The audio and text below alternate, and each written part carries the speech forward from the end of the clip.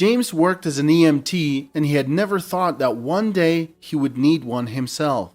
It was a typical end of the shift for James. It was about 8 in the morning on a clear sunny day when he was driving home from a 24-hour shift. Something jumped from the trees at the side of the road. James swerved to avoid what he realized was not a person, as he had thought, but a deer. James had crossed the road and traveled into a culvert at 55 miles per hour. Hard on the brakes, he impacted a raised driveway and catapulted into the air. He slammed into the airbag as it exploded into his face. His ankle shattered against the brake pedal. Smashing through the rail fence, he sailed over the driveway for about 15 feet. James impacted a grassy area, grill first, and his Camry started tumbling. During the first end-over-end, his entire left side impacted the driver's door. Shattered glass rained down upon him. The second rotation caused the steering wheel to land on his head. During the third rotation, he was so disorientated, he wasn't sure what happened. At some point during this ride wreck, his neck fractured.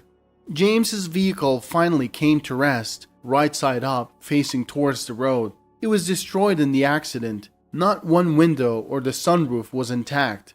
The battery was flung 50 feet. The police would later figure the car had rotated 4 times. There was not one undamaged panel. James's upper body was laying across the center console with his head face down in the passenger seat. A few moments later, a family van stopped on the side of the road. The driver saw the skid marks on the asphalt and the bent guardrail and knew immediately that there had been an accident. 15 minutes later, the local air ambulance was at the scene. They were dispatched to transport James in a critical condition to hospital as fast as possible. The medical professionals were waiting for them and rushed James through to ICU. James didn't remember any of this, of course. This was what he had been told. When the assessment started, he was doing one thing, which meant he had a chance of survival, so was blue-lighted to a specialist hospital about an hour away. It would take James several months before he would regain consciousness, and a week before he could recognize people around him. But what shocked James and his wife the most was how he came back.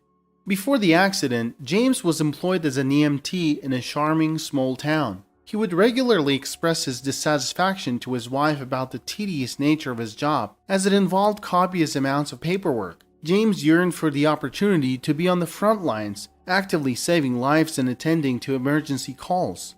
As time went on, James's longing for action was eventually fulfilled. He found himself responding to a major incident which put his skills to the ultimate test. This experience not only made him realize the value of the boring aspects of his job, but also deepened his understanding of how those administrative tasks contributed to the overall efficiency of the emergency response system. Conversely, James understood that a lack of calls signified no emergencies, and thus no danger for the people in his community. At times, the idea of longing for action seemed paradoxical to him, as he was aware that a peaceful and safe environment meant there would be no need for urgent interventions.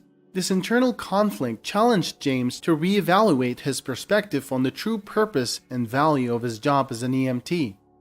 Before embarking on his career as an EMT, James had worked in a fast food restaurant. After marrying his wife Luna, he decided to pursue a certification as an EMT. The process took him only 3 months, and upon completion, he found himself earning $5 more per hour compared to his previous job.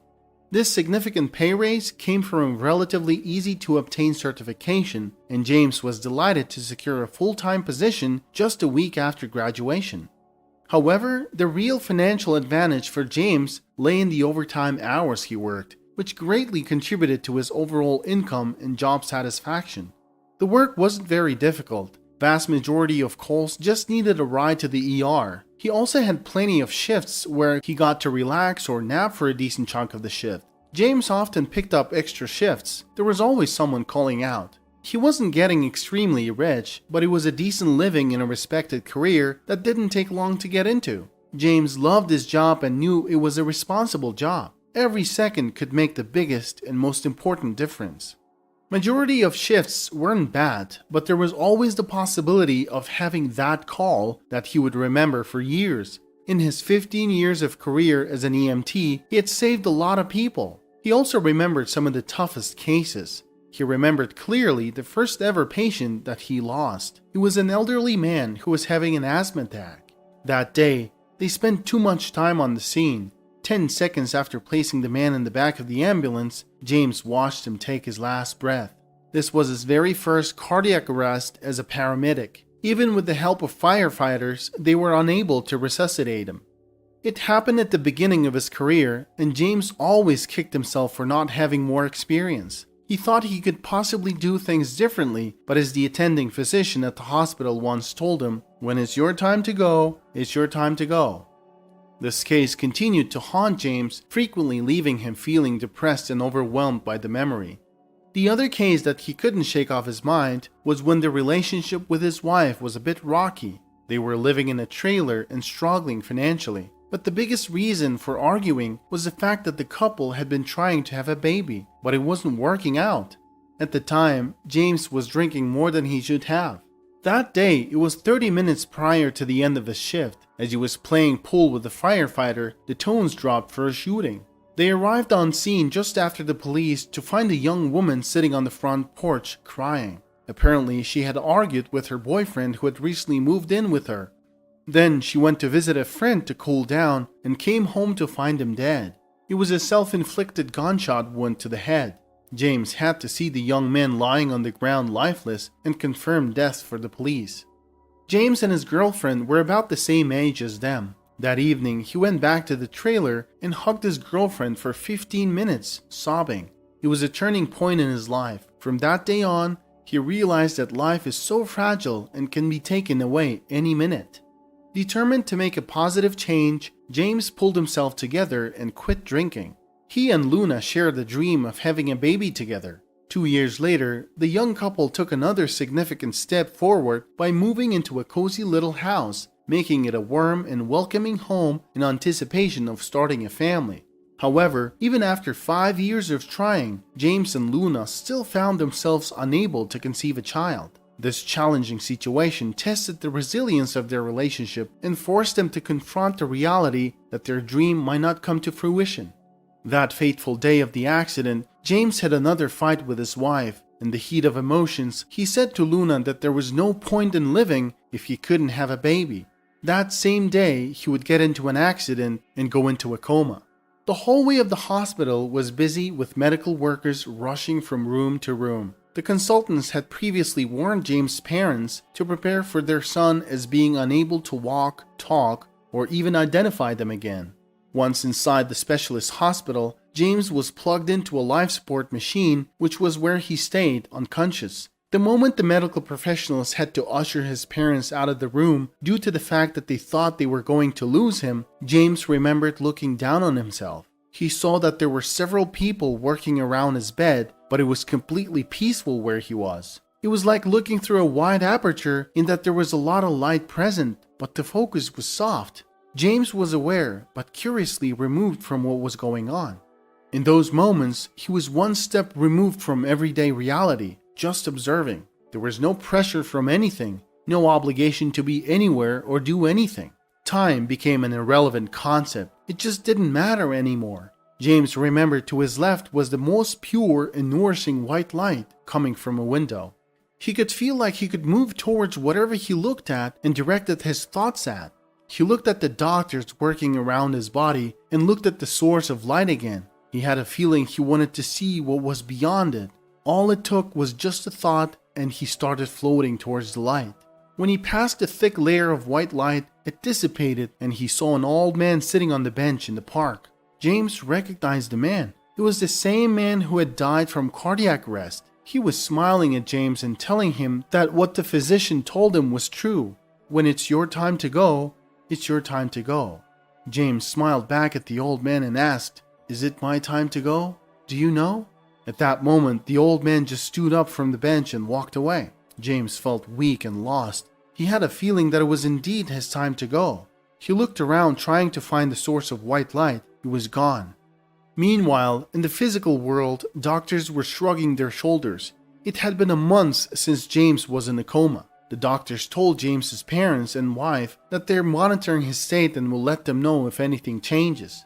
Luna found herself gradually succumbing to depression. Each morning, she anxiously awaited news about her husband. She hoped for updates that he had regained consciousness, yet simultaneously dreaded the possibility of receiving devastating news. However, on that particular Sunday morning, fate had a different plan for her. Luna awoke around 6 a.m., disturbed by a lingering sensation of nausea. The feeling intensified, prompting her to believe she would vomit at any moment. She quickly rose and dashed to the bathroom. After several minutes of retching, however, nothing came out. Luna was worried. She thought she had messed up her stomach by not eating properly recently. She spent the entire morning in bed, feeling utterly drained. In the afternoon, she decided to drive to the hospital. Sitting beside James, she gently held his hand. It was quiet in the room. Luna gazed at her husband for a long time, tears streaming down her face as she reflected on the days when they used to argue. The memory of their last argument remained etched in her mind, and she replayed the scenes over and over, causing her tears to flow even more freely. That day, Luna decided to spend the night at the hospital. Consumed by loneliness, she found the thought of returning to an empty home unbearable. In the meantime, James experienced a vivid dream in which he found himself wandering through a vast desert. In the distance, he spotted a pond, shimmering like a mirage. Despite feeling as though he had been walking for days, the elusive pond never seemed to get any closer. James yearned to dive into its refreshing waters and quench his seemingly insatiable thirst. At some point, he heard someone say his name. James. James. It's time. The sand beneath him appeared to be sinking into an abyss, while the daylight gradually gave way to darkness. Overwhelmed by his situation, James began to cry. Falling to his knees, he desperately pleaded for help and a way out of the desolate dreamscape that held him captive. Instinctively, he started praying. I've always longed for a child. Whoever's listening, please let me see my child before I'm gone. I just want to catch a glimpse of them. At that moment, everything around him started to turn white again. He didn't know where he was. He started hearing voices again, but this time the voices sounded familiar to him. They were the doctor's voices, and the white light surrounding him was the flashlight directed at his pupils. Next, he heard his wife sobbing as she leaned toward him. James didn't understand why, but he found himself crying too. His wife held something in her hands, and through her tears, he could see a faint smile on her face. The voices and words gradually became clearer to James. Luna was cradling their baby, wrapped snugly in a blanket and attempting to show the infant to James. "Welcome back, honey. Welcome back," she exclaimed through a mix of laughter and tears. "Do you recognize me? I'm your wife, Luna." Her eyes sparkled with emotion as she beamed and cried simultaneously. The room was filled with warmth and happiness, as everyone around them couldn't help but smile at the miraculous reunion. James felt a mixture of surprise and bewilderment. He couldn't immediately recognize the people around him, and he struggled to comprehend his surroundings. His mind was still reeling from the vivid dream, which blurred the line between fantasy and reality. "Hello, darling," Luna said, smiling as she wiped away her tears. Gently, she leaned in and planted a tender kiss on James's forehead, all the while cradling their precious baby in her arms. "Here's your little princess," Luna announced, adjusting the swaddle so James could get a better look.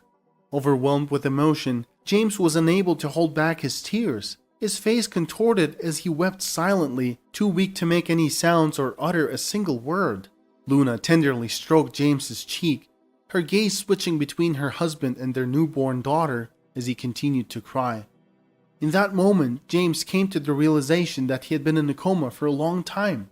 2 months into his coma, Luna had discovered she was pregnant with their little girl. From that day forward, she had prayed, asking God to grant her wish for their baby to meet her father. Just 3 days prior to James regaining consciousness, Luna had given birth to a healthy and beautiful baby girl, making their reunion even more miraculous and joyous. "Did you see her, babe? Did you see your daughter? Isn't she cute? She looks just like you, babe." Luna was showing the baby to James, who by now was crying tears of happiness. The medical team had been uncertain whether James would ever awaken from his coma. However, his deep-seated desire to see his daughter proved to be a powerful force, ultimately overcoming the coma and allowing him to reunite with his family against all odds. This remarkable recovery testified to the indomitable strength of the human spirit and the unbreakable bond between a parent and the child. "She's so cute, James," Luna was saying. "See, honey, she's healthy and beautiful." The moment of meeting his daughter proved to be the greatest and most surprising gift James could have ever received. He attempted to speak, but his lips failed to form any words. Despite his miraculous awakening, James had a long road ahead of him. The medical team cautioned his loved ones that his recovery would require a great deal of time and effort, spanning several years. The experience of his coma had a profound impact on James, leaving him acutely aware of the fragility of life. His dream remained vivid in his memory, and he recognized the beauty of simplicity. He found value in silence and space, and came to appreciate the deeper connections that exist between all things. He grew grateful for everything he had, cherishing every moment with his family and precious newborn daughter. James's near-death experience had gifted him with a newfound perspective on life, and he vowed to live every day to the fullest, embracing every opportunity to cherish his loved ones and to savor the simple pleasures of life. As he emerged from his coma, James began to view the world through a different lens. The things he once thought were important now appeared embarrassingly insignificant, while the things he had once taken for granted now held immeasurable value. The realization that life could be so fragile had given him a profound appreciation for the present moment and the people he held dear.